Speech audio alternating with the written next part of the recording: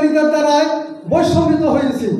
আমাদের অনেকভাবে পাকিস্তানিরা, পশ্চিম পাকিস্তানিরা আমাদেরকে ঠকাইয়েছে বিভিন্নভাবে। আমরা যখন সমস্ত জাতি এক হয়ে গেলাম এবং এই স্বাধীনতায় চেতনায় উদ্বুদ্ধ হয়ে নিজের জানকে জীবিত বেঁচে রেখে বাবা মা, আত্মীয় স্বজন, আপনজন, ভাই বেরাদর, বন্ধু বান্ধব সবাইকে ত্যাগ করে যখন আমরা এই যুদ্ধের জন্যে চলে গেলাম পার্শ্ববর্তী দেশ ইন্ডিয়া, সেখানে ট্রেনিংয়ের করে আমরা যে যুদ্ধ করলাম, এটা অবশ্যই সত্য কথা। আমাদের কারো কোনো পাওয়া যাওয়া ছিল না, আমরা সবাই নির্দলীয়।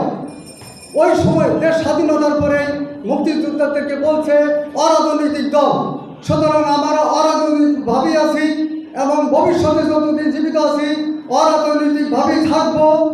তো এখন আমরা আজকে সবচেয়ে বেশি খুশি যে এই 16ই ডিসেম্বর বিজয় দিবসে যতটুকু আয়োজন হয়েছে সে আয়োজনটা অতীব সুন্দর হয়েছে এবং এই সুন্দরের জন্যে আমি আমাদের সুযোগ্য নির্বাহী কর্মকর্তাকে ধন্যবাদ দেই।